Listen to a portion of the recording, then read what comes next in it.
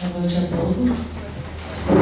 É sempre muito bom estarmos em tarefa na seara do Mestre, interagindo com irmãos do caminho, e um assunto tão importante como todos os outros de relacionamento e a família que todos nós estamos inseridos. Gostamos sempre, antes de entrar propriamente no tema da palestra, de lembrar alguns princípios básicos da doutrina espírita em respeito até àqueles que porventura estejam chegando neste momento pela primeira vez na casa espírita e no conhecimento da doutrina, assistindo uma palestra. Aqueles outros que já conhecem, nos perdoem pela repetição, mas também às vezes é necessário. Então, como espíritas, nós acreditamos que nós temos um Pai de extrema misericórdia. Nós acreditamos na reencarnação, ou seja, que nós vivemos muitas vidas antes de estarmos nesta presente, viveremos tantas quantas forem necessárias ainda para o aprimoramento moral, que é o objetivo primeiro de todos nós que estamos encarnados neste planeta, que passa já por um processo de transição. Nosso planeta era conhecido como planeta de provas e expiações, e lá nos idos de 2010, abril de 2010, Bezerra de Menezes, através de uma psicofonia de Divaldo Franco, nos alertava que nós estávamos iniciando naquele momento um longo processo de transição para que nosso planeta se transformasse então na regeneração. E todos nós, como espíritos encarnados neste planeta, nós somos responsáveis pelo trabalho individual, que aliás é o nosso compromisso primeiro, de reforma moral, que é o que nós viemos fazer aqui. O nosso objetivo como espíritos encarnados é uma reforma moral, uma reforma íntima, o olhar para dentro de nós e observarmos em nós, difícil de ser feito, falhas que nós cometemos, equívocos. Essa palavra erro é uma coisa que parece que não tem um direito a uma reconstrução, então um equívoco, até porque quando nós cometemos alguns erros, nós podemos nos utilizar da desconhecer, ou seja, a ignorância de conhecer de repente alguma lei, então nós nos equivocamos. E quando nós conhecemos o caminho correto, nós deixamos aquele desvio e tentamos então retornar ao caminho do bem, que é o que todos nós estamos fazendo aqui na noite de hoje, porque senão nós poderíamos estar em qualquer outro lugar numa quinta-feira à noite, né? E estamos aqui numa casa espírita, encarnados e desencarnados, relembrando a todos vocês que nós interagimos nos dois mundos. Isso é mais um princípio da doutrina. Acreditamos na comunicação, acreditamos nos espíritos. Então nós estamos aqui hoje como encarnados. Vários outros irmãos nossos que não tiveram a oportunidade que nós estamos tendo hoje de ouvir a palavra do Mestre através de uma palestra, de um acolhimento, de uma casa espírita, também a espiritualidade organiza, eles estão aqui sim, ao nosso lado, ouvindo também um pouco do ensinamento do Mestre. Então, como espíritas, nós acreditamos que a cada encarnação nós temos o esquecimento do passado, extremamente favorável e salutar. Lembra, o nosso Pai é de misericórdia, senão seria extremamente difícil nós convivermos numa família em que talvez nós lembrássemos do que fizemos uns aos outros, ou que equívocos cometemos trilhando o caminho anterior numa vida passada uns com os outros. Nós acreditamos também na lei de ação e reação, ou seja, cada ação praticada existe uma reação correspondente. Nós acreditamos na justiça divina, que ao contrário da nossa, que tem algumas falhas, a justiça divina não falha nunca. Nós acreditamos na vida após essa vida. Então, dito isso, vamos entrar então no assunto da família. Todos nós que estamos aqui estamos inseridos em uma família. Dentro dessa família, nós às vezes convivemos no nosso lar com o marido, a esposa, pais, filhos, primos, irmãos.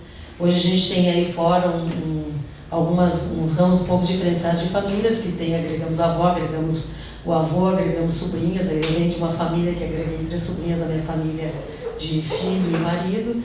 Então há todo esse processo. Bom, como seria interessante nós todos observarmos que nós, apesar de nós nascermos às vezes do mesmo pai e da mesma mãe, entre irmãos nós não temos às vezes a mesma afinidade, sintonia, vamos dizer até, sendo bem justos e honestos, o mesmo afeto.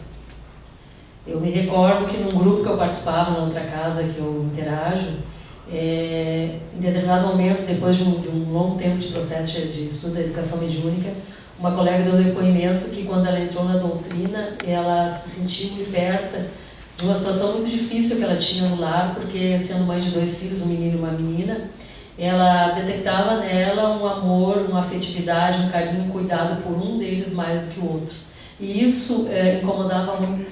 Ela se cobrava demais. Por que isso acontecia, ela sendo mãe das 2 crianças? Por que ela tinha aquele sentimento de maior cuidado, de maior afeto, de maior sintonia, de maior prazer na presença de um e não tinha tanto com relação ao outro? A doutrina espírita explica esse problema moral, que se não fosse a doutrina seria uma situação realmente bem difícil. Então, o que é a família corporal e a família espiritual? Nós temos 2 famílias, a corporal e a espiritual, ou a família de laços de sangue e a família de laços espirituais, parentela corporal, parentela espiritual, bom, não importa a definição. Nós temos 2 famílias.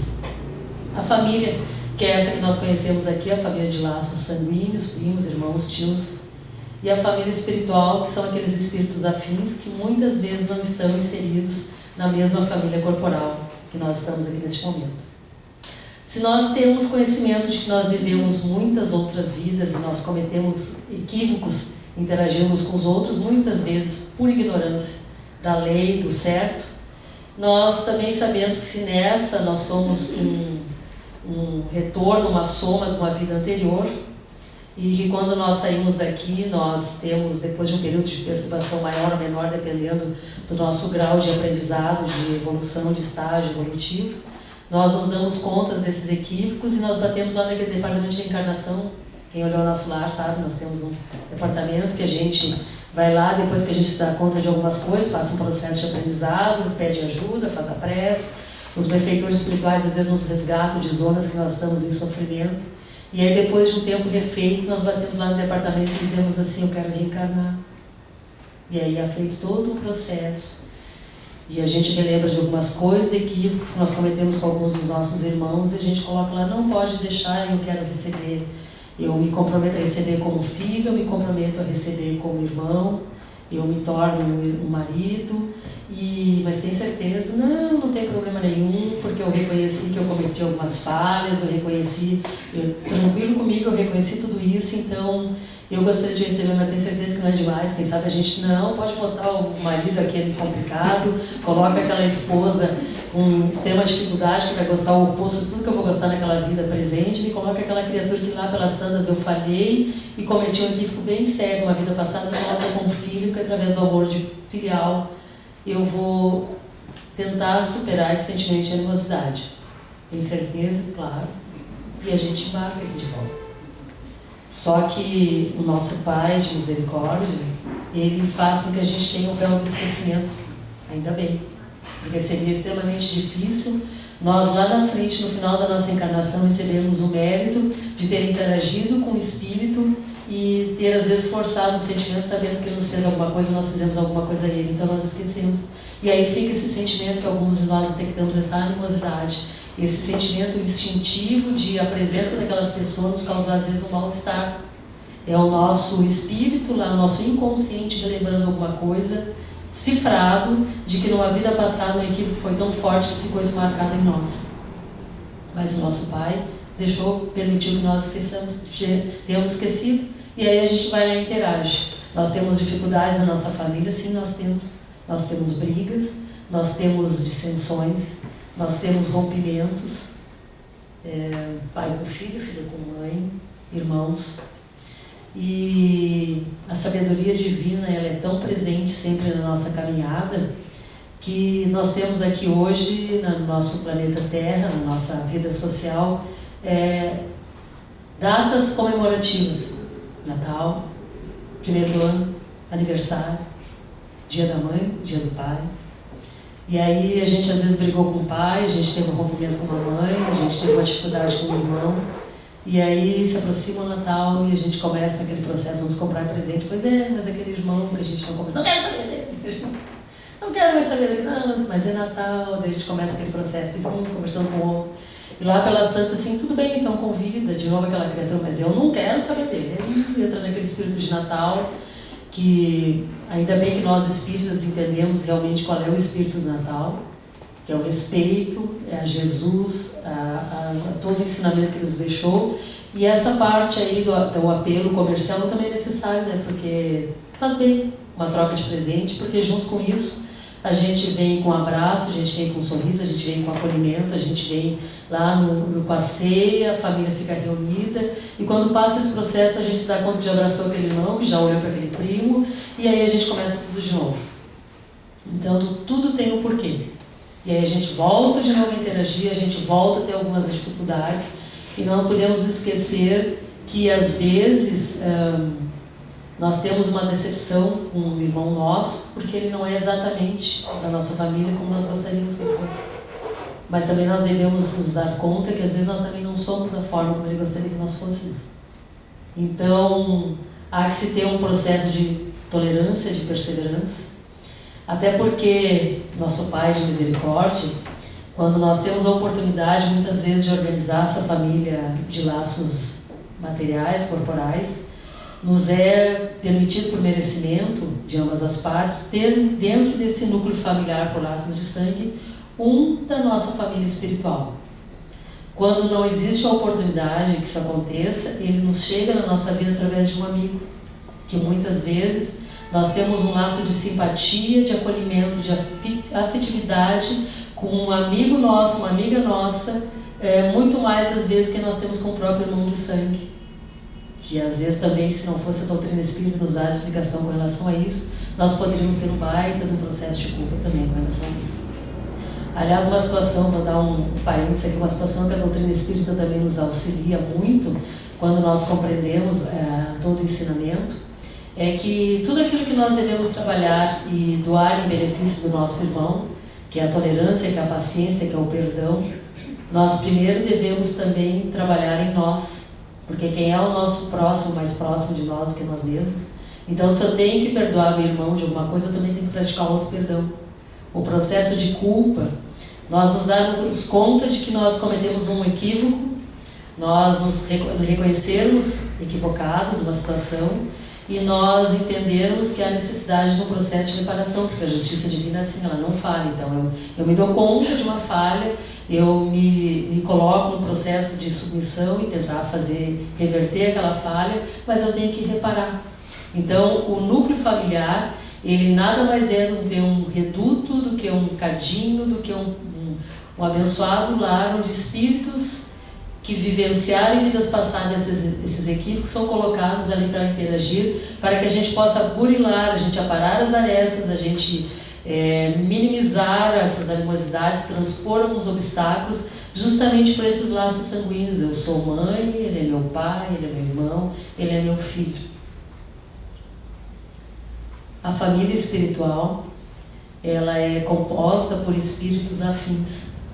São espíritos que já vivenciaram muitas e muitas situações juntas em outras vidas e foram adquirindo essa afinidade, este vínculo, que nós podemos então, dentro hoje da nossa família corporal, que muitas das vezes todos somos desafetos uns dos outros, nós podemos, dependendo da nossa tolerância, do nosso entendimento, da nossa perseverança, da nossa paciência, da nossa compreensão do que nós estamos fazendo aqui, da onde nós viemos e para onde nós vamos quando saímos daqui, nós possamos então, depois de um processo de aprendizado que dura aqui, depende do período que a pessoa se comprometeu, 50 anos, 30 anos, 40 anos, 50 anos, 70, enfim, não importa, nós conseguimos então reverter um daqueles desafetos da nossa família corporal, reverter num afeto.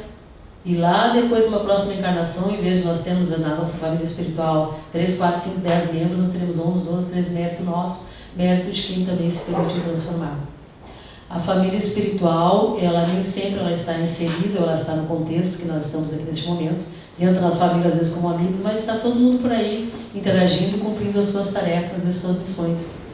E quando nós conseguimos sair daqui, nós temos às vezes a oportunidade de reencontrá-los, ficamos felizes, nos comprometemos e retornamos à carne para mais um aprendizado.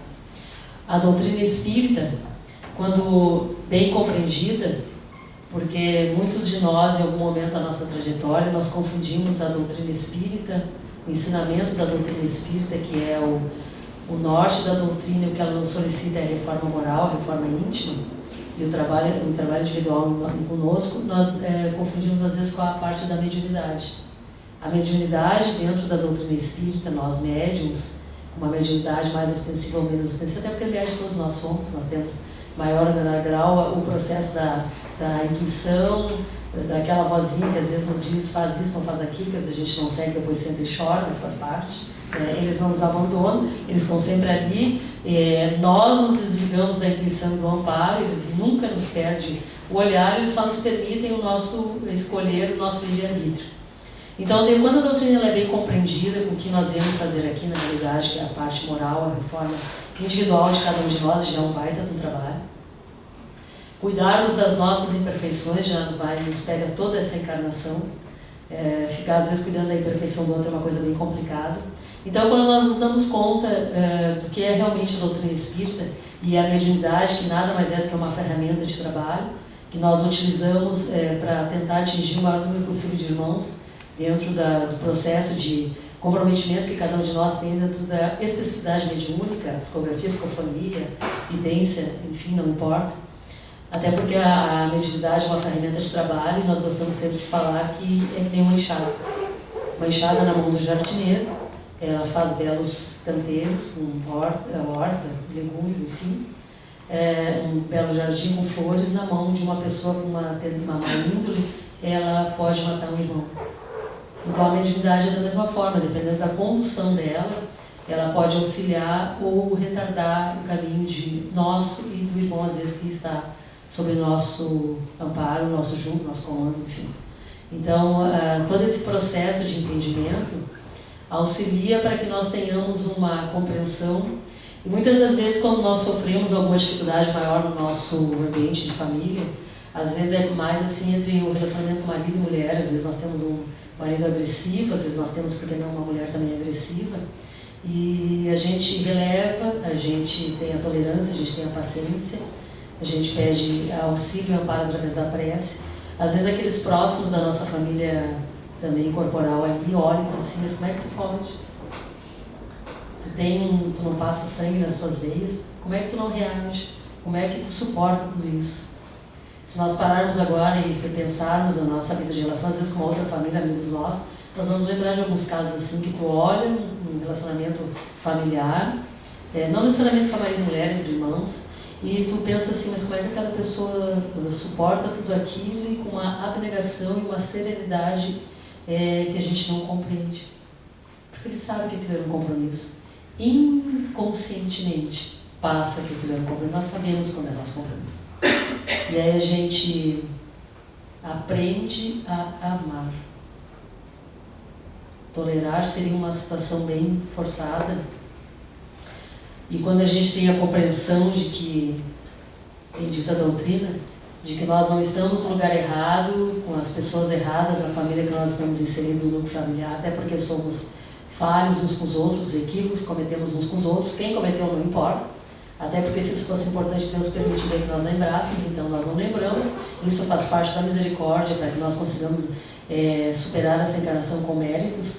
Então, quando nós temos essa compreensão de que alguém cometeu equívoco naquela relação, e que se eu estou aqui hoje sentado numa casa espírita e eu me comprometi comigo mesmo a ser um trabalhador da seara do Cristo, ou um trabalhador da última hora, ou aquele que vai e se comprometeu a trilhar o caminho do bem, eu devo ter uma tolerância e uma paciência redobrada. Aí nós poderíamos dizer assim, puxa vida, mas que coisa difícil. Eu ouvi essa semana de uma amiga minha, mas tá difícil essa vida. Ah, tá difícil essa vida. Aí eu disse assim para ela, que bom que tu chegou à conclusão que a vida tá difícil, só que a diferença que existe é que quando parece que o fardo tá pesado demais e nós não suportamos, nós corremos para Casa Leon Denis, Casa Bezerra de Menezes, Casa União Faz a Força, que eu sou de Esteio, também trabalho em Esteio. E lá a gente recebe amparo, assiste uma palestra, a gente recebe um passe quando há necessidade, a gente lê um livro, a gente abraça um amigo e sai de lá reconfortado e vai para a luta de novo. A grande parcela da população que ainda está cega e fora com relação à justiça divina que nós estamos aqui fazendo, não sabe disso. Isso seria para nós nos sentirmos privilegiados em absoluto. Isso é para que nós nos sintamos comprometidos. Primeiro, com a nossa trajetória, a nossa reforma moral. Depois, com o nosso exemplo, com aquele que trilha conosco o caminho. Até porque impor ao outro aquilo que nós acreditamos, ou a forma como nós acreditamos a vida, não é a forma correta, porque impor uma situação ou um conhecimento a outra pessoa, nós mesmos não gostamos disso. Quantos de nós que aqui estamos recebemos às vezes algumas informações de pais, de mães, não quero saber disso. A tua experiência não serve para mim, eu quero passar as minhas dificuldades e cometer os meus equívocos. É assim que a gente aprende. Então, às vezes impor aquele ente querido que está ali do nosso lado difícil, aquele que nos concita e nos alfineta quase que semanalmente a um processo de tolerância e paciência, nos faz entender que algum de nós dois errou e às vezes ele está ali justamente para aquilo. Ele está ali para que nós trabalhemos em nós a paciência, a perseverança e a tolerância, que às vezes é com isso que nós nos comprometemos nessa encarnação. Então, um de nós errou. Quem errou, equivocou, não importa. Importa que se nós estamos nessa família, nós estamos por um motivo justo, porque a justiça divina não erra e não falha. Nós temos um compromisso uns com os outros, os de nós com maior conhecimento, mais comprometidos conosco e depois com o irmão que está na retaguarda. E quando nós nos sentimos aparentemente abandonados, nós podemos também, se não houver oportunidade de recorrer a um lar de espírito, a uma casa que nos ampare, enfim, nós temos também o conhecimento de que a prece ela é renovadora. Estar em estado de prece com sentimento de gratidão, aliás, um processo extremamente favorável nós espíritas entendermos o sentimento da gratidão. Quando nós conseguimos estagiar nessa faixa vibratória, a gratidão, nós agradecemos a tudo e a tudo que acontece aí fora e a todos, o sol, a chuva, enfim, as árvores, etc. Tudo que acontece na natureza, nós temos um completo sentimento de gratidão. Não é estar aí na rua reverenciando, é ter aquela sensação boa de olhar, bom, está chovendo, se está chovendo é porque alguém está precisando, se está em excesso, bom, eu tenho uma participação, porque eu, como também participando desse planeta, de alguma forma eu desviei lá a natureza, eu contribuí de alguma forma e a situação está hoje porque dá, então tem que ter gratidão. Algum aprendizado eu vou tirar daí. Tudo existe o aprendizado. Eu sou da cidade de Esteio, onde teve as enchentes bem difíceis agora no mês de julho. Trabalho diretamente com a minha comunidade e tu observar o estado lastimável emocionalmente que fica uma pessoa quando a casa são invadidas pelas águas, e tu observar tudo aquilo não significa que nós não tenhamos compaixão, nós não temos pena, nós temos a compaixão. A gente abraça, a gente acolhe e depois a gente interage de novo e observa que um aprendizado foi retirado dali. Nós poderemos aprender diferente, sim, nós poderemos aprender pelo amor. Eu não sei quanto a vocês, mas eu entrei na doutrina pela dor. O Pai não nos colocou aqui para sofrer. O sofrimento, ele foi por escolha nossa. E também o sofrimento, ele é de maior ou menor grau, dependendo do estágio de entendimento que nós tenhamos. Se nós temos o entendimento de onde nós viemos, o que estamos fazendo aqui, e por onde é que nós vamos, e como nós vamos, dependendo do que nós fizemos neste momento aqui, nessa nossa encarnação, nós somos os responsáveis pela nossa trajetória. Então nós não estamos assim tão perdidos. Não estamos perdidos, estamos aqui hoje, nessa noite, assistindo um pouquinho mais do ensinamento do Mestre, para que quando nós sairmos daqui, nós estivermos lá no nosso lar, chegarmos no nosso lar, quem estiver lá nos aguardando, nos esperando, nós olhamos um pouco mais, temos a compreensão, aquele parente difícil, e se nós não pudermos dizer alguma coisa de bom naquele momento, porque às vezes realmente a situação fica muito difícil, e puxa vida, nós também somos seres humanos imperfeitos, que pelo menos nós consigamos neutralizar todo qualquer sentimento de raiva, de rancor com relação a este irmão, porque isso aí já é meio caminho andado. Nós chegamos no nosso horário. Gostaríamos também aqui de deixar bem claro a todos nós, encarnados e desencarnados presentes, que o Mestre Jesus, quando há 2000 anos esteve neste planeta, que aliás não devia nada este planeta, passou todo um processo para conseguir encarnar aqui no meio de nós. Ele nos deixou todo o ensinamento, aparentemente naquele momento, que é o pessoal daquele... Nós, em muitos momentos, é o que nós podemos entender através das parábolas, ele deixou, digamos, codificado. O nosso irmão Allan Kardec teve a oportunidade desse trabalho maravilhoso, que nos deixou todas as obras básicas, e nós temos ali muitas respostas. Temos a maior admiração por irmãos nossos de outras denominações religiosas que têm uma fé fervorosa e ativa, sem as respostas que nós espíritas temos, até porque nós conseguimos interagir com o outro lado da vida. Nós temos um comprometimento maior conosco e com a nossa comunidade lá fora. Quando o nosso fardo nos parecer pesado demais, vamos lembrar da prece, pedir amparo, um sentimento de gratidão, porque com certeza o amparo vem. Quantos de nós já nos deitamos de noite uma situação bem difícil, nos lembramos de rogar ao Pai um amparo, e no outro dia nós levantamos, a situação continuava difícil, o problema continuava ali, mas nós conseguimos obter um entendimento, um amparo, uma ação revigorada em nós, e nós saímos a trilhar de novo e fomos à luta. Foi uma satisfação ter estado aqui na casa de vocês essa noite. Muito obrigada.